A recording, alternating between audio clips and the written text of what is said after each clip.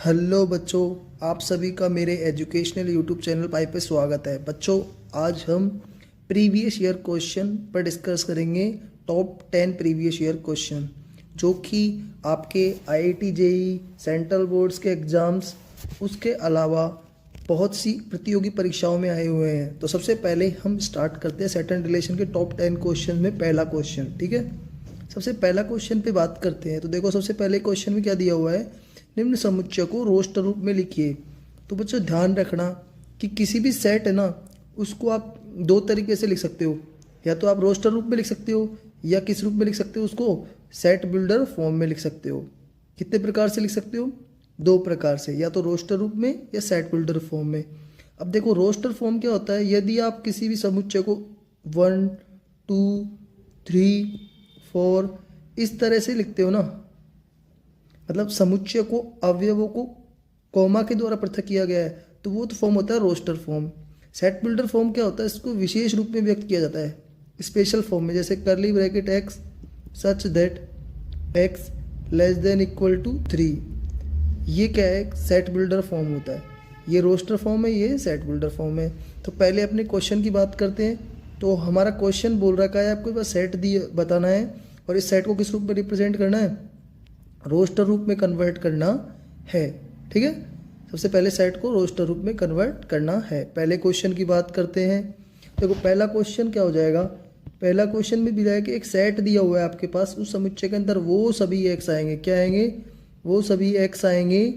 वो सभी एक्स आएंगे जहाँ एक्स क्या हो, पूर्णांक संख्या हो, और एक्स की वैल्यू क्या होनी चाहिए, -2 और 5 के बीच में होनी चाहिए।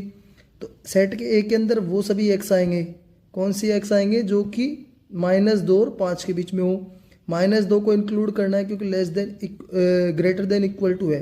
एक्स की value greater than equal to -2 है, तो इसमें -2 को तो इंक्लूड किया जाएगा। उसके बाद बात करते हैं क्या, -1, हाँ -1 को भी इंक्लूड किया जाएगा। उसके बाद 0, उसके बाद 1 2 3 4, क्या 5 को इंक्लूड किया जाएगा? नहीं किया जाएगा, क्योंकि 5 तो उसके अंदर है ही नहीं, इक्वल टू का साइन है ही नहीं इसमें। तो इसका आंसर क्या हो जाएगा, ये वाला हो जाएगा। उसके बाद बात करते हैं सेकंड की। तो बी सेट बी के अंतर्गत कौन कौन से एलिमेंट आएंगे, ये बोल रहा है सेट बी के अंतर्गत वो सभी एक्स टाइप के एलिमेंट आएंगे जहाँ एक्स क्या हो, एक प्राकृत संख्या हो, एक्स बिलोंग्स टू क्या हो, नेचुरल नंबर हो, और इसकी वैल्यू क्या हो, 7 से छोटी हो। तो आपको पता है नेचुरल नंबर स्टार्ट कहाँ से होती है, तो नेचुरल नंबर स्टार्ट होती है बच्चों 1 से। तो इसमें क्या आएगा, 1 आएगा, 2 आ जाएगा, 3 आ जाएगा, 4 आ जाएगा, 5 भी आ जाएगा, 6 भी आ जाएगा। 7 आएगा क्या? नहीं आएगा, 7 नहीं आ सकता क्योंकि 7 तो इसमें इक्वल टू के साइन में है ही नहीं, इसलिए आप 6 तक ही लोगे। देखो, सेकंड क्वेश्चन की बात करते हैं। तो सेकंड क्वेश्चन में बोल रखा है कि निम्न में से कौन सा समुच्चय परिमित समुच्चय। ध्यान रखना बच्चों, कोई समुच्चय या तो परिमित समुच्चय होगा या फिर वो अपरिमित समुच्चय होगा, या तो फाइनाइट होगा या इनफाइनाइट होगा। अब कोई भी सेट यदि फाइनाइट है तो उसके अंदर नंबर ऑफ एलिमेंट्स कितने होंगे, काउंटेबल होंगे। और यदि कोई सेट इनफाइनाइट है तो उसमें नंबर ऑफ एलिमेंट्स क्या होंगे, इनफाइनाइट्स होंगे। तो सबसे पहले इस क्वेश्चन की बात करते हैं। तो इस क्वेश्चन में बोल रहा है निम्न में से कौन सा समुच्चय परिमित समुच्चय। आपके पास सेट दिए हुए हैं और आपको बताना है इसमें कौन सा परिमित समुच्चय है। पहले पॉइंट की बात करते हैं। तो पहला पॉइंट क्या कह रहा है, समस्त विषम संख्याओं का समुच्चय। तो ये किसका सेट है, विषम संख्याओं का समुच्चय। तो आपको ध्यान रखना है विषम संख्याएं कौन कौन संख्या होती है, ऐसी संख्याएं जिनमें 2 से भाग नहीं जाती, वो सभी विषम संख्याएं होती है। तो विषम संख्याओं की बात करें तो विषम संख्याएं कौन कौन सी होती है, 1 होती है, 3 होती है, 5 होती है, 7 होती है, 9 होती है, सभी विषम संख्याएं होंगी, विषम प्राकृत संख्याएं। इसमें माइनस में भी आप विषम संख्याएं, लेकिन वो प्राकृत संख्याएं नहीं होंगी, ऋणात्मक नहीं होंगी। तो उसके बाद बात करते हैं इनका सभी समुच्चय। तो आपको पता है कि जो विषम संख्याओं की संख्या होंगी वो कितनी होंगी, अनंत होंगी, क्योंकि 1 3 5 इसके अलावा बहुत सारी संख्याएं आ रही हैं जिनको आप गिन नहीं पा रहे हो। विषम संख्याओं का जो समुच्चय होगा वो अपरिमित होगा, उसके अंदर नंबर ऑफ एलिमेंट्स होंगे ना, वो इनफाइनाइट होंगे। इसलिए ये विषम संख्याओं का समुच्चय क्या हो जाएगा, इनफाइनाइट सेट। क्या हो जाएगा, इनफाइनाइट सेट। ठीक है, अब बात करते हैं दूसरे की। तो दूसरे, पृथ्वी पर समस्त मनुष्यों का समुच्चय। तो पृथ्वी पर मनुष्यों की संख्या क्या है, आप गिन सकते हो ना, क्योंकि पृथ्वी पर टोटल कॉन्टिनेंट्स कितने हैं, 7 कॉन्टिनेंट्स। और 7 कॉन्टिनेंट्स में भी आपको पता है, जैसे एशिया महाद्वीप में 2 बड़े देश हैं, कौन कौन से, चीन है और भारत है, उसी की आबादी सबसे ज़्यादा अधिक है। इसी तरह से आप गिन सकते हो, तो गिन सकते हो तो इसलिए क्या समुच्चय हो जाएगा, इनसे निर्मित जो समुच्चय होगा वो समुच्चय हो जाएगा फाइनाइट। ठीक है, अब बात करते हैं किसी रेखाखंड के बिंदुओं का समुच्चय। अब कोई भी रेखाखंड की बात करते हैं ना, तो किसी भी रेखाखंड का जो निर्माण होता है ना, किसी भी रेखाखंड है, ये रेखाखंड है, ठीक है, इसका जो निर्माण हो रहा है ना वो किससे हो रहा है, ये जो रेखाखंड है ना इसका निर्माण जो होता है, इनका निर्माण होता है बिंदु से। ये रेखाखंड है, इसका जो निर्माण हो रहा है वो किससे हो रहा है, बिंदुओं से। तो एक छोटे से छोटे रेखाखंड की बात करें, छोटे से छोटे रेखाखंड होती है उस पर अनंत बिंदु पाए जाते हैं। तो इस जो सेट के अंदर भी एलिमेंट्स कितने होंगे, वो भी इनफाइनाइट सेट के अंदर एलिमेंट्स होंगे। इसकी वजह से ये समुच्चय कैसा हो जाएगा, अपरिमित समुच्चय हो जाएगा। क्या हो जाएगा, अपरिमित समुच्चय। ठीक है, उसके बाद बात करते हैं 28 के गुणनखंडों का समुच्चय। तो 28 के जो गुणनखंडों का समुच्चय की बात करें, तो 28 के जो गुणनखंड फैक्टर्स की बात करेंगे, तो कोई भी संख्या के गुणनखंड का मतलब वो संख्या उन गुणनखंडों से विभाजित होती है। जैसे मैंने बोला 28 के गुणनखंडों का समुच्चय, तो आपको वे संख्याएं बतानी है जो कि 28 को विभाजित करेंगी। अब आपको पता है 28 को विभाजित करने वाली संख्याएं कौन कौन सी होती है, ये तो पता ही है आपको, 1, 2 और कौन सा करता है, 4 भी करता है, 6 भी करता है, 7 भी करता है, 6 करता है, नहीं करता, 6 नहीं करता। ठीक है, तो 7 करता है, उसके अलावा 14 भी करता है विभाजित, और उसके अलावा 28 तो विभाजित करता ही है। तो इन सभी से विभाजित होती है। क्या इसके अलावा किसी और संख्या से विभाजित होगी, नहीं होगी। जब इसके अलावा कोई संख्या से विभाजित नहीं होंगी तो ये सभी वो संख्याएं होंगी जो सेट के अंतर्गत जाएंगी, क्योंकि इसने बोला है सेट के अंतर्गत क्या है, 28 के जो गुणनखंड है ना, फैक्टर्स है, उनका समुच्चय है। तो ये सभी इनके फैक्टर में आएंगे, और फैक्टर में आएंगे तो इस सेट के अंदर भी जाएंगे। तो इसलिए इसके अंदर नंबर ऑफ जो एलिमेंट्स है वो सेट के अंदर कितने होंगे, फाइनाइट होंगे। और नंबर ऑफ एलिमेंट्स जब फाइनाइट होंगे तो सेट भी क्या हो जाएगा, फाइनाइट सेट होगा। तो ये वाला सेट क्या हो जाएगा, फाइनाइट सेट होगा। ठीक है, समझ में आ गया। उसके बाद अगले की बात करते हैं, तो नेक्स्ट की बात करेंगे। तो नेक्स्ट बोल रखा है इसने कि एक समतल में रेखाओं का समुच्चय। तो ध्यान रखना बच्चों, समतल में जो रेखाओं का समुच्चय है ना, तो समतल का जो निर्माण होता है ना वो रेखाओं से होता है। लाइन से किसका निर्माण होता है, समतल का निर्माण होता है। जैसे आप देख पा रहे हो, मैं आपको एक डायग्राम के द्वारा बताता हूँ। जैसे ये आपके पास कोई प्लेन दिया हुआ है, ठीक है, ये कोई XY प्लेन दिया हुआ है। XY प्लेन में जो आपके पास ये लाइन्स होंगी ना, इन लाइन से किसका निर्माण होता है, प्लेन का निर्माण होता है। इन लाइन से क्या होता है, प्लेन का निर्माण होता है। तो ये ध्यान रखना, इतने से प्लेन के अंतर्गत है ना, नंबर ऑफ लाइन्स है ना वो इनफाइनाइट होती है। छोटे से अंतराल के अंतर्गत भी बात करूँ ना मैं, अगर ये अंतराल भी ले लेता हूँ, तो इस अंतराल में भी कितनी लाइन होती है, इनफाइनाइट लाइन्स होती है। ठीक है बच्चों, इनफाइनाइट लाइन होती है। तो इस तरह से बात करें तो समतल में रेखाओं का जो समुच्चय होगा वो क्या हो जाएगा, समतल में जो रेखाओं का जो समुच्चय होगा बच्चों क्या होगा, वो एक इनफाइनाइट सेट हो जाएगा। क्या हो जाएगा, ये इनफाइनाइट। ठीक है, अब बात करते हैं 0 से 1 के बीच में परिमेय संख्याओं का समुच्चय। तो 0 से 1 के बीच में परिमेय संख्याओं का समुच्चय की बात करें तो ध्यान रखना, 2 संख्याएं होती है ना, उनके बीच में अनंत परिमेय संख्या तो अनंत अपरिमेय संख्या विद्यमान होती है। और 0 और 1 एक फिक्स नंबर होते हैं। तो 2 फिक्स नंबर्स के बीच में इनफाइनाइट तो प्राइम नंबर्स, और इनफाइनाइट तो क्या नाम से रेशनल नंबर, और इनफाइनाइट इरेशनल नंबर्स होते हैं। तो इन 2 संख्याओं के बीच में भी परिमेय संख्याओं की संख्या कितनी होगी, अनंत होंगी। तो इसलिए ये भी क्या हो जाएगा, इनफाइनाइट। ठीक है बच्चों, ठीक है, ये भी इनफाइनाइट हो जाएगा। उसके बाद बात करते क्वेश्चन नंबर 3।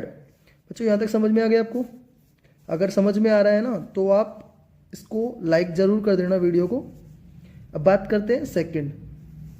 देखो नेक्स्ट आपको बोल रखा है, निम्न में से कौन सा समुच्चय समान समुच्चय है, आपको बताना है। Which of the following set is equal set. Equal set बताने हैं आपको, सिमिलर या इक्वल सेट्स कौन से होते हैं। तो देखो पहले बात करते हैं फर्स्ट पॉइंट। तो फर्स्ट पॉइंट के अंदर ध्यान रखना कि सेट के अंदर कितने अवयव है, 1 है, 2 है, 3 है। इसके अंदर 1 2 3 4 है। इसके अंदर नंबर ऑफ एलिमेंट्स कितने हैं? 3 है। इसके अंदर नंबर ऑफ एलिमेंट्स 4 है। क्या दोनों समान हो सकते हैं? क्या नहीं हो सकते, क्योंकि दो समुच्चय समान समुच्चय होने के लिए उनके अंदर नंबर ऑफ एलिमेंट्स तो इक्वल होने ही चाहिए, साथ साथ में एलिमेंट्स भी इक्वल होने चाहिए। हाँ, 3 अवयव समान है इन दोनों में, लेकिन चौथा अवयव तो इसमें विद्यमान है लेकिन इसमें तो है ही नहीं, तो ये दोनों तो समान समुच्चय हो ही नहीं सकते। कहने का मतलब जो पहला वाला एग्जाम्पल की बात करें, इस एग्जाम्पल की बात करेंगे तो इसके अंतर्गत जो फर्स्ट है ना वो तो सेकंड के इक्वल हो ही नहीं सकता, नहीं है। अच्छा, तीसरे के लिए चेक करते हैं, तो क्या तीसरा किसी के लिए इक्वल होगा क्या? देखो इसने बोल रखा है आपके पास, तीसरे की बात करते हैं तो तीसरे के अंदर 6 के गुणनखंडों का समुच्चय है। तो 6 के गुणनखंड कौन कौन से होते हैं? जो 6 को विभाजित करेंगे, 6 को कौन कौन से विभाजित करता है? 1 भी करता है, 2 भी करता है, 3 भी करता है और 6 भी करता है। तो 6 के गुणनखंडों का समुच्चय ये हो गया। क्या दोनों समान समुच्चय होगा? क्या सेकंड वाला किसी के इक्वल होगा क्या? ना तो देखो ये वाला इसके इक्वल होगा, ना तो थर्ड वाला फर्स्ट के इक्वल होगा, क्योंकि फर्स्ट के अंदर 1 2 3 है और इसके अंदर 1 2 3 6 है। तो फर्स्ट वाला ना थर्ड के इक्वल होगा, तो फर्स्ट वाला ना ही तो किसके इक्वल होगा? थर्ड के इक्वल होगा, नहीं होगा ना। और क्या सेकंड के इक्वल होगा? सेकंड के इक्वल भी नहीं होगा, क्योंकि इसके अंदर 4 है, इसके अंतर्गत 4 विद्यमान नहीं है। तो ध्यान रखना, ना ही तो फर्स्ट वाला इक्वल होगा किसके? थर्ड के, ना ही सेकंड वाला इक्वल होगा थर्ड के, सेकंड वाला थर्ड के इक्वल भी नहीं होगा। अब बात करते हैं इसके फोर्थ में, इसी में फोर्थ पॉइंट की देख बात करते हैं। तो ये बोल रहा है प्राकृत संख्याओं का समुच्चय, तो कलेक्शन किसका है? प्राकृत संख्याओं का, और जो कि 4 से छोटी है। 4 से छोटी प्राकृत संख्याएं कौन कौन सी होती है? 4 से छोटी आपको प्राकृत संख्याएं पता ही है, कौन कौन सी होती है? 1 होती है, 2 होती है, 3 होती है, 3 ही होती है ना प्राकृत संख्या 4 से छोटी। तो अब क्या इस किसके इक्वल है? देखो 1 2 3 1 2 3, हाँ ये दोनों समान है। कौन कौन से? फर्स्ट वाला किसके इक्वल है? फोर्थ वाले के इक्वल है। ठीक है बच्चों, यहाँ तक आपको समझ में आ गया? चलो ठीक है, आगे बढ़ते हैं। नेक्स्ट क्वेश्चन क्या बोल रखा है कि रोहन शब्द है उसके अक्षरों का समुच्चय से कितने, ये बोल रहा है रोहन शब्द के अक्षरों के समुच्चय में कुल कितने शब्द है। अब बोलेंगे इसके अंदर शब्द कितने हैं, तो आपके पास नंबर ऑफ एलिमेंट्स बताना है। तो आपके पास एक शब्द दिया हो तो सबसे पहले आप ध्यान रखना उसको सेट के रूप में कन्वर्ट करोगे। किस रूप में? सेट रूप में। और कौन से रूप में? रोस्टर रूप में कन्वर्ट करोगे। तो देखो रोहन शब्द के अक्षरों का समुच्चय की बात करें तो रोहन शब्द के जो अक्षरों के समुच्चय में आएंगे, आर भी आएगा, ओ भी आ जाएगा, एच भी आएगा, ए भी आएगा और एन भी आ जाएगा। ठीक है, रोहन शब्द के अक्षरों के समुच्चय बनाओगे तो ये शब्द ही शब्द आएंगे। ध्यान रखना अक्षरों की पुनरावृत्ति नहीं की जानी चाहिए। और दूसरी बात करें, अक्षरों को आप किसी भी ऑर्डर में लिख सकते हो। आप जब सेट रूप में कन्वर्ट करोगे तो आप आर को पहले ले सकते हो, ओ को बाद में भी ले सकते हो, इससे कोई फर्क नहीं पड़ेगा। तो इसके अंदर अवयव कितने हैं? R O H A N के अंतर्गत तो 5 अवयव है। तो सेट के अंतर्गत अवयव की संख्या कितनी होगी? अगर मान लिया इसको सेट ए माना है तो सेट के अंदर अवयव कितने हो जाएंगे? 5 अवयव होंगे।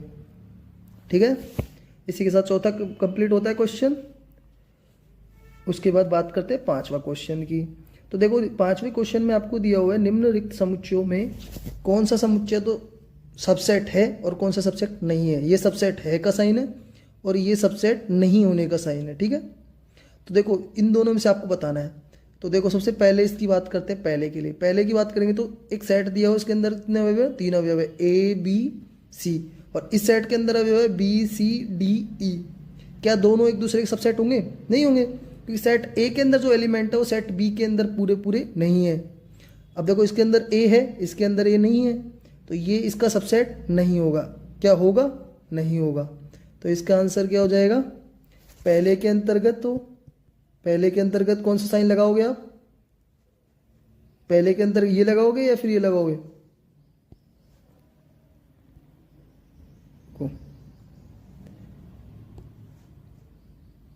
तो पहले के अंतर्गत कौन सा साइन आ जाएगा? ये वाला साइन आ जाएगा। ठीक है, उसके बाद बात करते हैं दूसरे की। तो दूसरे के अंदर क्या बोल रहा है? सेट के अंदर कितने अवयव है? 3 अवयव है, 5 7 और 9। 5 7 9। और दूसरे के अंदर, इसके अंदर 5 7 9। देखो एलिमेंट्स भी इक्वल है, और नंबर ऑफ एलिमेंट्स भी इक्वल है। जब दोनों चीज सेम है तो ये सेट कैसा हो जाएगा, एक समुच्चय दूसरे समुच्चय का क्या होगा, उपसमुच्चय होगा। इसलिए इसके अंतर्गत कौन सा साइन लगेंगे, ये समुच्चय इसका उपसमुच्चय है तो इसलिए उपसमुच्चय होने की साइन लगा देंगे, ये वाला साइन आ गया। अब बात करते हैं सी पॉइंट की बात करते हैं। तो सी क्या बोल रहा है, सी के अंतर्गत एक सेट तो दिया है जिसके अंतर्गत तो वो सभी एक्स टाइप के एलिमेंट आते हैं जहाँ एक्स क्या है, समांतर चतुर्भुज है, मतलब इसके अंतर्गत तो वो सभी समांतर चतुर्भुज आएंगे।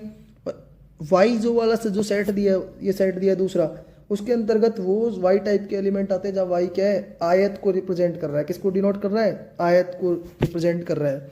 तो ध्यान रखना समांतर चतुर्भुज अलग होते हैं, आयत अलग होता है। समांतर चतुर्भुज और आयत दोनों ही किसके रूप होते हैं, चतुर्भुज में से होते हैं। चतुर्भुज का जो आप भाग बांटोगे ना तो चतुर्भुज समांतर चतुर्भुज भी होता है, चतुर्भुज वर्ग भी होता है, चतुर्भुज आयत भी होता है। तो इस प्रकार से ध्यान रखना, ये इसके उपसमुच्चय नहीं होता है। हाँ, चतुर्भुज के उपसमुच्चय की बात करेंगे तो सबसेट चतुर्भुज में आते हैं सभी, ठीक है। तो ये एक दूसरे के उपसमुच्चय नहीं है, एक दूसरे के उपसमुच्चय नहीं है, तो थर्ड वाले में क्या साइन आएगा, नॉट सबसेट, ठीक है, नॉट सबसेट हो जाएगा। अब डी की बात करते हैं तो डी क्या बोल रहा है, परिमेय संख्याओं का समुच्चय। क्या उपसमुच्चय है परिमेय संख्याओं का समुच्चय, नहीं है, क्योंकि आपको पता है कि जो परिमेय संख्याओं के समुच्चयों की अपरिमेय संख्या के समुच्चय जो होता है ना, ये दोनों मिलकर वास्तविक संख्याओं का समुच्चय बनाते हैं। तो Q और Q डैश जो है या फिर Q कॉम्प्लीमेंट है, एक दूसरे के उपसमुच्चय नहीं होते, ये दोनों अलग अलग चीज होती है।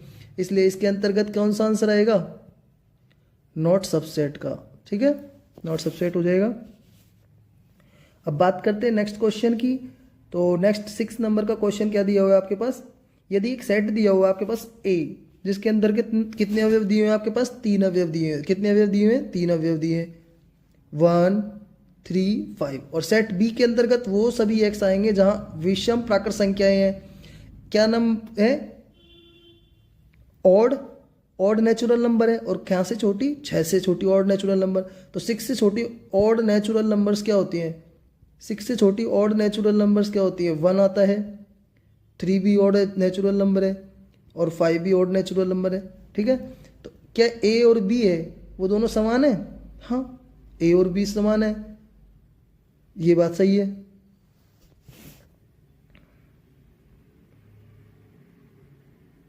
उसके बाद बात करते हैं, आपके पास ये कुछ क्वेश्चन में दिया हुआ है, इसको आपको क्या लिखना है, ये आपके पास बताना है। राजस्थान के सभी निवासियों का समुच्चय, राजस्थान के सभी निवासियों का जो समुच्चय है ये क्या सार्वत्रिक समुच्चय है, रुको 1 मिनट, शायद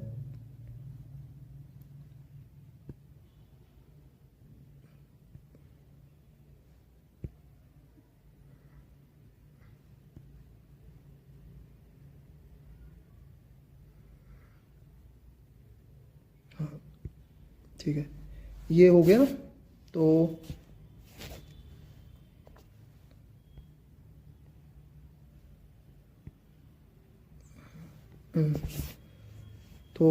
इसके बाद यहाँ तक हो गया था ये क्वेश्चन।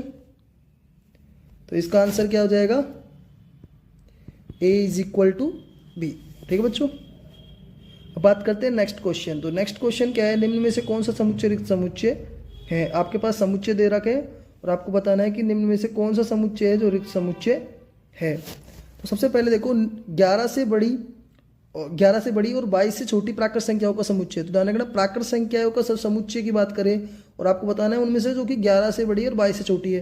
तो 11 से बड़ी ऐसी कोई प्राकृत संख्या और 22 से छोटी कौन सी ऐसी प्राकृत संख्या है जो 11 से बड़ी और 22 से छोटी है और किससे डिवाइजर है, 11 से विभाजित होती है, मतलब 11 का भाग पूरा पूरा जाता है। तो आपको पता है कि किसी भी संख्या की बात करेंगे तो आपको पता है कि ये 11 है, उसके बाद क्या आएगा 12 13 14 15 और ये आप पहुंच गए 22, ठीक है। क्या इन दोनों संख्याओं के बीच में ऐसी कोई संख्या आती है क्या 11 और 22 के बीच में जो कि 11 से विभाजित हो, नहीं होती। 11 से विभाजित तो ऐसी संख्या है ही नहीं, और जैसी संख्या विभाजित है ही नहीं तो इस समुच्चय के अंतर्गत जो कोई एलिमेंट आएगा क्या, नहीं आएगा। सेट के अंदर तब आता जब कोई एलिमेंट विभाजित होता। तो इसलिए सेट कैसा हो जाएगा, रिक्त समुच्चय। कैसा सेट हो जाएगा ये सेट कैसा हो जाएगा, नल सेट, ठीक है। इसी को एम्प्टी सेट भी बोल सकते हो, इसी को वर्ड सेट भी बोल सकते हो। दूसरे की बात करते हैं इसमें, इस सेट के अंतर्गत क्या दिया हुआ है, करली ब्रैकेट फाइव। तो इस सेट के अंदर एक करली ब्रैकेट फाइव दिया हुआ है। फाइव क्या है, एक तरह से एक एलिमेंट बताता है कि सेट के अंतर्गत एक एलिमेंट विद्यमान है जो क्या है, फाइव है, ठीक है।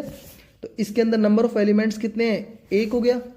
नंबर ऑफ एलिमेंट्स जब एक है तो ये सेट कैसा हो जाएगा, एकल समुच्चय, सिंगल टोन सेट। और सिंगल टोन सेट है तो ये क्या रिक्त समुच्चय है, नहीं है। तो ये कैसा सेट है आपके पास,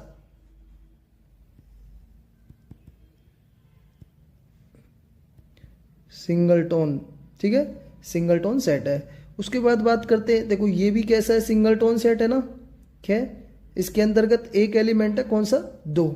तो ये भी कैसा हो जाएगा, सिंगल टोन सेट होगा, ठीक है बच्चों। ये भी किसका एग्जाम्पल है, सिंगल टोन सेट का एग्जाम्पल है। ये मैंने आपको बता ही दिया था कि एक समुच्चय, उसके अंतर्गत वो सभी एक्स आएंगे जहां एक्स का मान एक्स के बराबर नहीं होता। तो आपको पता है कि प्रत्येक एक्स का मान एक्स के बराबर होता है रियल नंबर्स के लिए। तो इमेजिनरी नंबर्स की बात नहीं कर रहे, रियल नंबर्स के लिए तो मैं बात ही कर रहा हूँ। तो ध्यान रखना, रियल नेचुरल लाइफ में बात करें तो प्रत्येक एक्स का मान एक्स के बराबर होता है। तो इसलिए ये समुच्चय क्या हो जाएगा, रिक्त समुच्चय हो जाएगा। क्या हो जाएगा, रिक्त समुच्चय। ये आपको मैंने पिछली वीडियो के अंदर एक्सप्लेन भी कर दिया था किस लिए होता है, कैसे होता है, उसमें आप जाके देख सकते हो। मेरे सेट एंड रिलेशन की फर्स्ट वीडियो जो इंट्रोडक्शन ऑफ सेट है उससे रिलेटेड, उसमें बता दिया है मैंने आपको। अब बात करते हैं 5वें नंबर पे। तो 5वां नंबर बोल रहा है 2 से 3 के बीच प्राकृत संख्याओं का समुच्चय। तो ध्यान रखना, जो 2 और 3 होती है उसके बीच में प्राकृत संख्या कोई मौजूद ही नहीं होती। ये देखो, ये दे रखा है 2 और ये दे रखा है 3, 2 और 3। इनके बीच में ध्यान रखना, इनफाइनाइट तो रेशनल नंबर होते हैं और इनफाइनाइट इरेशनल नंबर्स होते हैं। लेकिन 2 और 3 के बीच में बात करें, प्राकृत संख्या नहीं होती। 2 खुद प्राकृत संख्या और 3 खुद प्राकृत संख्या है। तो इसलिए ये समुच्चय कैसा हो जाएगा, ये भी एक रिक्त समुच्चय हो जाएगा, ठीक है बच्चों। चलो आगे चलते हैं।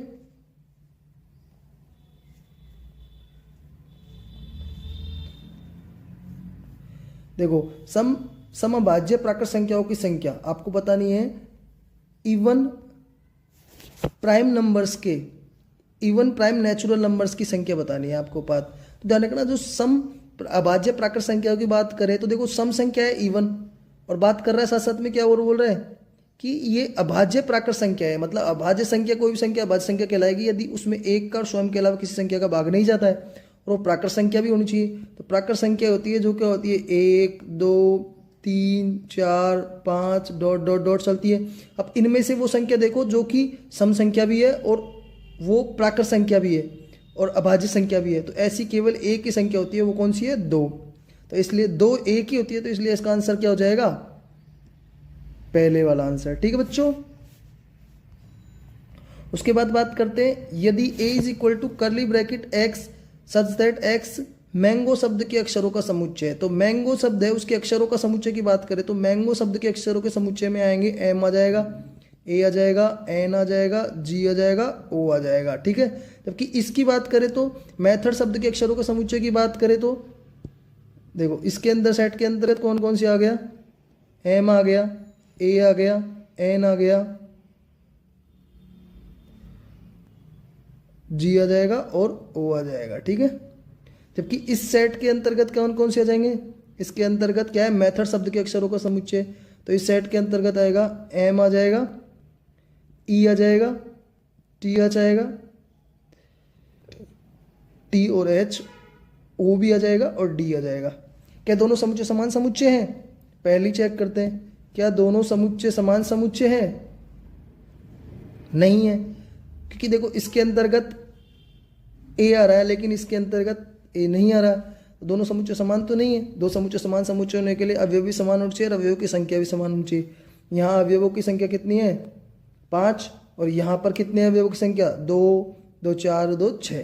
तो दोनों अवयवों की संख्या समान नहीं है, तो दोनों समुच्चय समान समुच्चय नहीं है। मतलब इसका आंसर ये तो नहीं होगा, पहला वाला तो नहीं होगा, ठीक है।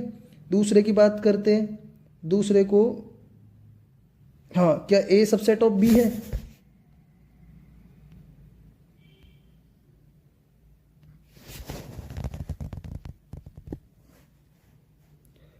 क्या दोनों समुच्चय समान, ए सबसेट ऑफ बी है क्या, या बी सबसेट ऑफ ए कुछ है क्या इन दोनों में से? तो देखो ए बी का उपसमुच्चय होगा क्या? ए बी का उपसमुच्चय होगा यदि ए का प्रत्येक अवयव बी में विद्यमान हो। नहीं है, ए का प्रत्येक अवयव बी में विद्यमान नहीं है। ए देखो सेट ए के अंतर्गत विद्यमान है लेकिन सेट बी के अंतर्गत ए विद्यमान नहीं है, मतलब ए बी का उपसमुच्चय तो नहीं है। क्या बी ए का उपसमुच्चय? नहीं है, क्योंकि देखो ई है ना, वो बी में विद्यमान है लेकिन ई ए में विद्यमान नहीं है। कहने का मतलब ये आंसर भी आपका गलत हो जाएगा, ये वाला भी गलत हो गया, ये वाला भी गलत हो जाएगा। तो आंसर क्या होगा सही? यही होगा, K is not equal to B. ठीक है बच्चों। उसके बाद आखिरी क्वेश्चन आज की वीडियो का। तो देखो एक सेट दिया हुआ है, यदि एक सेट दिया हुआ है जिसके अंतर्गत कौन कौन से अवयव -2, 0 और 2, और सेट बी के अंतर्गत वो सभी एक्स आएंगे जहाँ एक्स क्या है, एक पूर्णांक संख्या है और इस इक्वेशन को सेटिस्फाई करेंगे। ठीक है, तो इस इक्वेशन के रूट्स निकालेंगे। और किसी भी इक्वेशन के रूट कैसे निकाल सकते हो आप? कौन सी विधि से काम में ले सकते हो? गुणनखंड करोगे। तो सबसे पहले देखो इसको गुणनखंड जैसे करोगे तो ये क्या हो जाएगा, आपने एक्स स्क्वायर जैसे कॉमन लेंगे तो एक्स स्क्वायर, तो ये बच गया एक्स स्क्वायर -4 इक्वल टू 0।